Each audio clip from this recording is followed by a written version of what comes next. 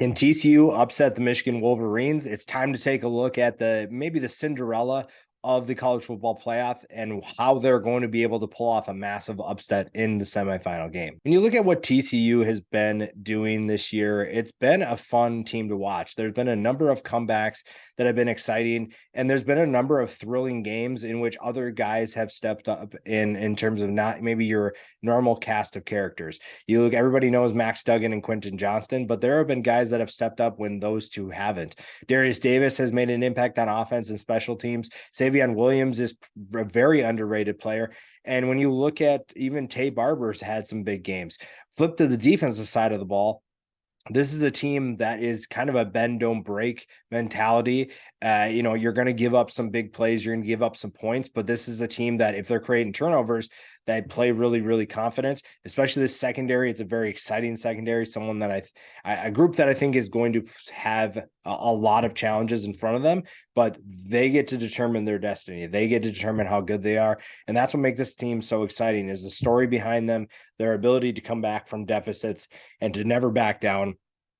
If they're able to do that in the playoff, it would be their biggest win of the season. And they just needed to get in, and now they get a chance to prove why they belong. The three players for TCU, the biggest ones to me, Max Duggan is the obvious one, the high potential Heisman finalist, having a big year. And I think that the loss to Kansas State is not that that's not what they needed, but it's going to motivate them for sure. His favorite target, Quentin Johnston, is a 6'4", an absolute nightmare to cover downfield. One of the best players, one of the best wide receivers in college football, and a potential first-round pick in next year's draft. He is someone that I think that Michigan is going to have nightmares trying to cover. And then finally, on the defensive side of the ball, Josh Newton is one of those DBs we talked about. He has 12 passes defended, 3 interceptions. This is a secondary that's really fun for me. They are ultimate competitors. They do not give up. Even when they give up big plays, they move on to the next play so quickly. They have short memory. They have the ability to just move on to the next play.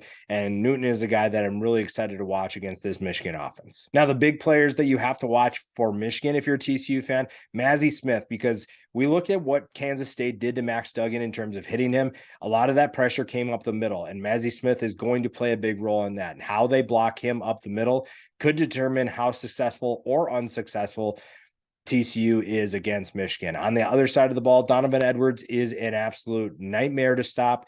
If you're going to stop the run, you're going to have to stop Donovan Edwards, and that's going to be easier said than done sometimes. He may not be the most powerful back, but he is extremely explosive. He is tough to tackle, and that is something that TCU's defense has to focus on.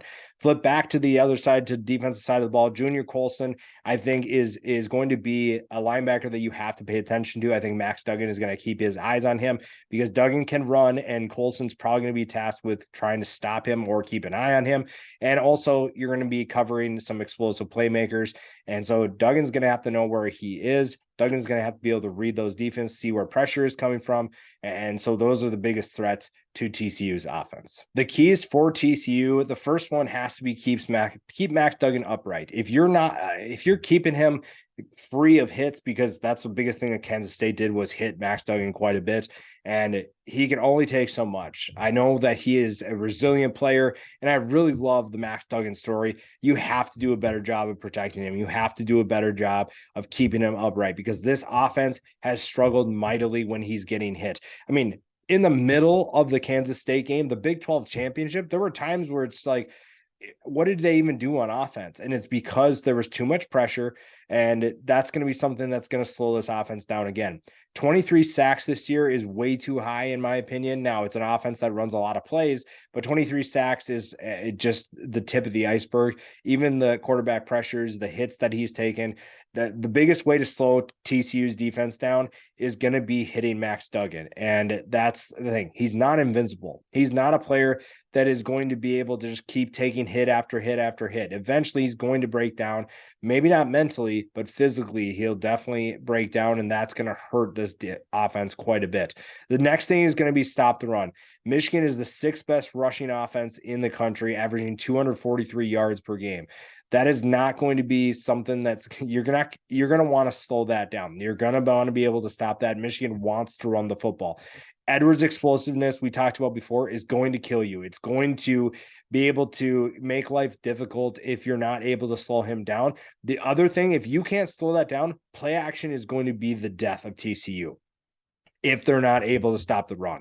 If you cannot stop the run, that means that you're going to send extra bodies to try and slow that down, which means that they can just play fake you into wide open tight ends running free 30 yards down the field. That's going to create more points for Michigan, and that's going to put more pressure on TCU to have to play hero ball, and you just don't want to be in that situation.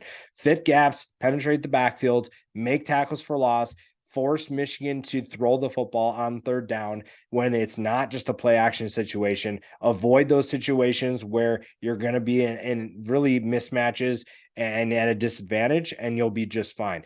The last key to the game, don't get in lulls. We talked about keeping Max Duggan upright and why that's super important.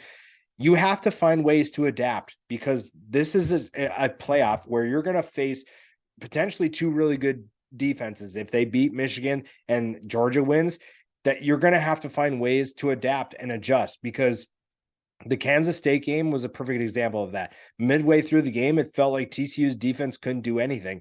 It felt like they were running out of ideas, and they made some questionable decisions. I think the biggest one has to be not giving Kendre Miller the ball more, because in the fourth quarter, he only touched the ball 3 times. And I think that you just need to stop getting in your own head.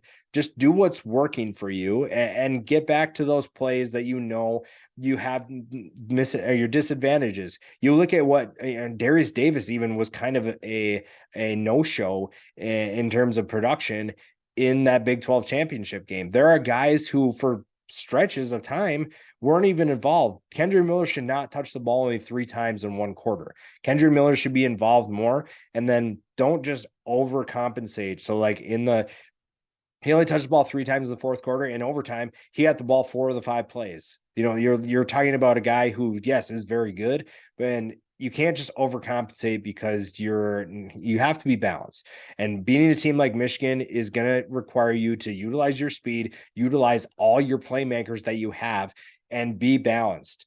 You're going to have to utilize Kendre Miller. Quentin Johnson's going to have to play a role. Darius Davis, Tabor. We talked about all these guys before. They're all going to have to play a role if you want to pull off an upset here, if you want to beat Michigan and play for a national championship. Now, the top matchups to me, the first one is TCU's defensive line against Michigan's offensive line. Michigan's offensive line is one of, if not the best offensive line in college football. They will absolutely maul you. It's a big reason why they're the 6th best rushing offense in the country. And TCU's defensive line plays a huge role in slowing that offense down. Again, if you're stopping the run, then play action doesn't become as effective. And that comes down to the front 7, but mostly the D line. If you're able to do that, I like what TCU can do in terms of slowing this offense down and getting the ball back to their own offense. Next, Donovan Edwards versus D Winters. Yes, Donovan Edwards is a running back who is going to run the ball quite a bit, but they're going to use him in the passing game too. D Winters probably is going to be tasked with trying to keep an eye on him or trying to slow him down. We talked about, again, back to the first matchup, slowing down that rushing attack is going to be huge. D Winters is the guy to keep an eye on. The last one, Max Duggan versus JJ McCarthy. Which one of these guys makes fewer mistakes? Which one of these guys has more time to throw? Which one of these guys makes more plays? I think Max Duggan, like I said, is a finalist for the Heisman Trophy, and I think he's really good, but I also think JJ McCarthy is a good quarterback as well. If one of them makes more mistakes, that's not going to be a good thing for either one of them, especially if it's Duggan. So Duggan really has to play well. He has to be efficient. And I think what we've seen, if you're looking at a positive, Max Duggan has so much experience now in clutch situations because TCU falls behind. The other thing is, don't fall behind. That is going to be a really tough thing to do, to come back against Michigan. If you're able to hang in there, if you're keeping it within 14 points, within 2 scores, I think you're okay. But I think that once you start getting to that 3 score after above 14 points and whatnot, then that's when things get a little bit dicey. But Max Duggan plays a big role in that. The thing with him is, nothing's going to rattle him.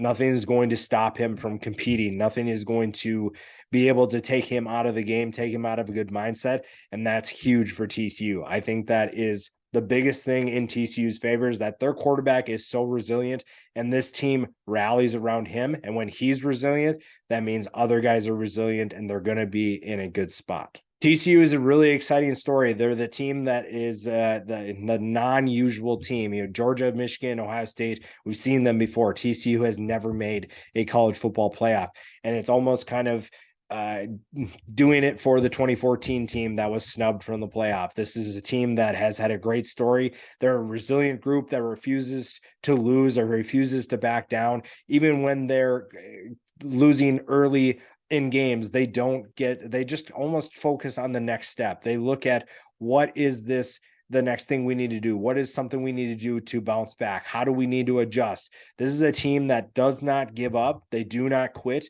And Sonny Dykes should be very proud of what they've done so far.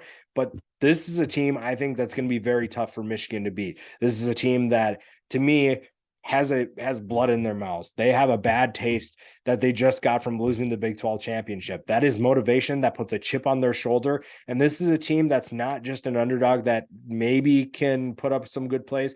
This is an explosive team that can turn the ball over, that can make big plays on Michigan's defense. And I'm excited to see what TCU can do, how they play against a really good team. And when it's all said and done, this is definitely a team that can win this game. And if Michigan's not careful, TCU is going to score some points, and that's going to be where they pull that upset.